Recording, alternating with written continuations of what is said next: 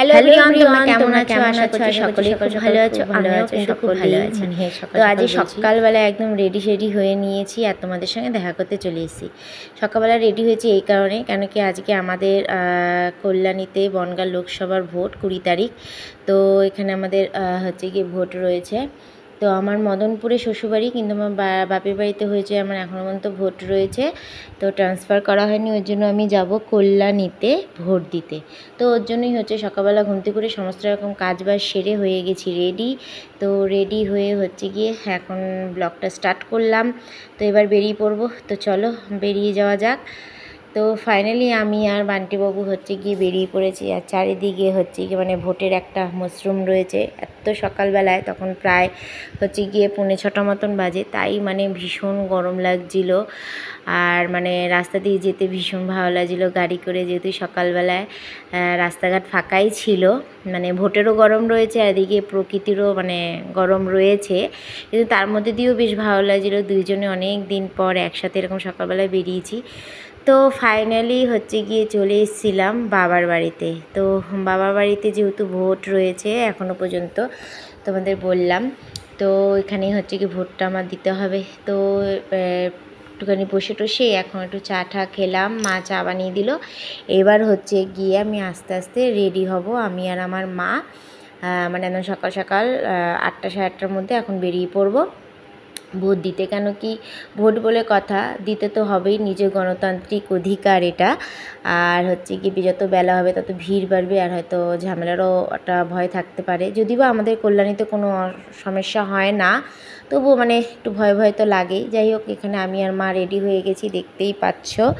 এবার হচ্ছে কি আমরা দুজন বেরিয়ে পড়বো ভোট দেওয়ার উদ্দেশ্যে। তো মা আমাকে বলছে ভোটের কার্ডটার সব নিয়েছিস তো? তাই বললাম হ্যাঁ নিয়েছি, তোমারটা হচ্ছে কি তাও একবার চেক করে নাও। তো ফাইনালি আমি আর মা বেরিয়ে পড়েছি। আর প্রচণ্ড রোদ্দুর উঠেছিল তখন, মানে ভীষণ কষ্ট হচ্ছিলো হেঁটে যেতে যেতে। যদিও বা আমাদের ওয়ার্ডে মানে আমাদের কল্যাণীতে হচ্ছে গিয়ে মানে খুব সুন্দর মানে সিস্টেম করে, বয়স্ক লোক ঠোক সবার জন্য হচ্ছে কি টোটো হায়ার করে। যদিও বা আমরাও এই সুবিধাটা নিই, শুধু বয়স্ক লোকরা নয়। তো এখানে আমিও আর আমার মা হচ্ছে টোটোতে উঠে পড়েছিলাম। বটতলা থেকে উঠে এখন আমরা ভোট দেওয়ার উদ্দেশ্যে বেরিয়ে যাচ্ছি। আর যেহেতু মানে এরপর মানে হাসপাতাল গেটের পর থেকে হচ্ছে গিয়ে কোনো মানে সরকারি রুলস হিসাবে মানে বারণ ছিল, ক্যামেরা ট্যামেরা কিচ্ছু করা যাবে না। তো আমরা আর ওখানে আমি মানে কোনো ক্যামেরা ফোন বেরই করিনি, ফোন নিয়ে ঢুকতেই দেয়নি, অ্যালাউ ছিল না, তোমরা তো জানোই এটা। আর হচ্ছে গিয়ে এই যে ভোট দিয়ে চলে এসেছি, আমার গণতান্ত্রিক অধিকার, নিজের ভোট নিজেই দাও।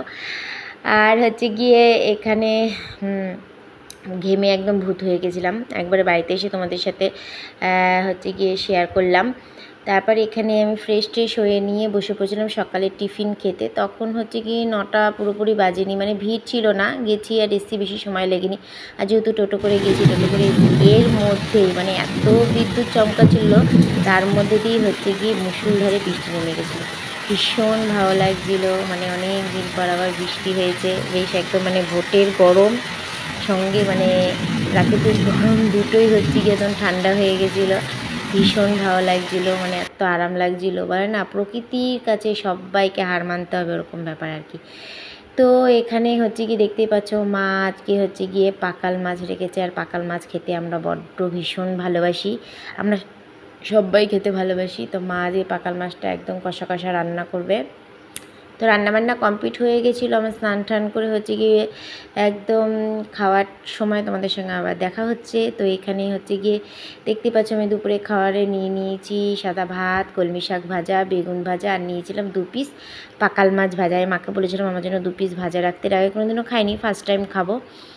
তো এখানে রয়েছে পাকাল মাছ আর রয়েছে কাতলা মাছের ঝোল।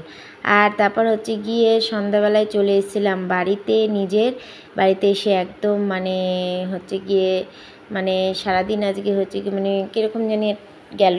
তো যাই হোক, ভোট তো আমরা ভালো মতনই দিয়েছি। তোমরা কীরকম ভোট দিয়েছো আর মানে কেমন আছো ভোটের দিনে আমাকে কমেন্ট করে অবশ্যই জানাবে। তো এখানে আমি তো চলে এসেছি আমার বাড়িতেই। চলো এখন আমি তোমরা ভিডিও দেখতে থাকো আর আমি একটু ফ্রেশ হয়ে নিই।